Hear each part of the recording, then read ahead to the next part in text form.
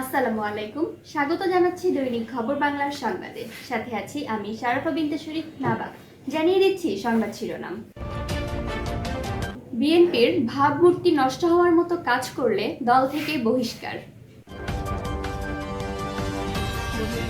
শুনছিলেন সংবাদ শিরোনাম, এবারে বিস্তারিত। বিএনপির চেয়ারপারসন বেগম খালেদা জিয়ার উপদেষ্টা ও পাবনা জেলা বিএনপির আহ্বায়ক হাবিবুর রহমান হাবিব বলেছেন, বিএনপির ভারপ্রাপ্ত চেয়ারম্যান তারেক রহমান দলবাজি সহ সকল প্রকার অপকর্ম থেকে বিরত থাকার জন্য দলে নেতাকর্মীদের নির্দেশ দিয়েছেন। তার নির্দেশ অমান্য করে কেউ বিএনপির ভাবমূর্তি নষ্ট করার মতো কাজ করলে তিনি আর বিএনপি করতে পারবেন না। আওয়ামী লীগের রাজনীতির সাথে জড়িত বিএনপির নেতাকর্মীদের বাড়িঘর ভেঙেছে, নির্যাতন করেছে এমন লোকদের দলে ভিড়িয়ে যারা নিজের স্বার্থে দল ভারী করার চিন্তা করছেন তাদের হুঁশিয়ার করে তিনি বলেন, যারা আমাদের নেতাকর্মীদের ঘর বাড়ি ভেঙে অত্যাচার করে নির্যাতন করেছেন, দল ভারী করার জন্য তাদেরকে দলে ফেরানোর চেষ্টা করছেন, সাবধান সাবধান।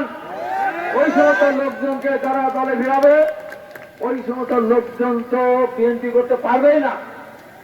যে নেতা ফেরাবে, যত বড় নেতা হোক না কেন, এই দল করার সুযোগ তার থাকবে না। তারা যত বড়ই নেতা হোক না কেন দল থেকে তাদের বহিষ্কার করে দেওয়া হবে। 7ই সেপ্টেম্বর বিকেলে সাঁথিয়া পৌর বিএনপি আয়োজিত এক জনসমাবেশে প্রধান অতিথির ভাষণ দেয়াকালে তিনি একথা বলেন। প্রধান অতিথি হাবিবুর রহমান হাবিব আরও বলেন, একটি মহল বিএনপির নামে অপপ্রচার চালাচ্ছে। বিএনপি নাকি আন্দোলনে কিছুই করে নাই। বিএনপি যদি কিছুই না করে তাহলে আন্দোলনে বিএনপির প্রায় 200 কর্মী মারা গেল কিভাবে? এর আগেও বিএনপির 136 জন কর্মী মারা গেছেন। আন্দোলনে বিএনপির সবচেয়ে বেশি কর্মী নিহত ও আহত হয়েছেন, অথচ একটি মহল বলছেন আন্দোলন সফলে বিএনপির কোনো অবদান নেই। তিনি এই ধরনের অপপ্রচারকারীদের সম্পর্কে বিএনপির নেতাকর্মীদের সজাগ থাকার আহ্বান জানান। বিএনপির নেতাকর্মীদের উদ্দেশ্যে তিনি আরও বলেন, সামনের দিনে আমাদের জন্য কঠিন যুদ্ধ। এই যুদ্ধে আমাদের জয়ী হতেই হবে। জয়ী হতে হলে আমাদের ঐক্যবদ্ধ থাকতে হবে, জনগণকে পাশে রাখতে হবে, দেশের মানুষের ভালোবাসা অর্জন করতে হবে। জনগণের উপর জুলুম নির্যাতন করা যাবে না। জুলুম নির্যাতন করলে আওয়ামী লীগের মতো পরিণতি হবে।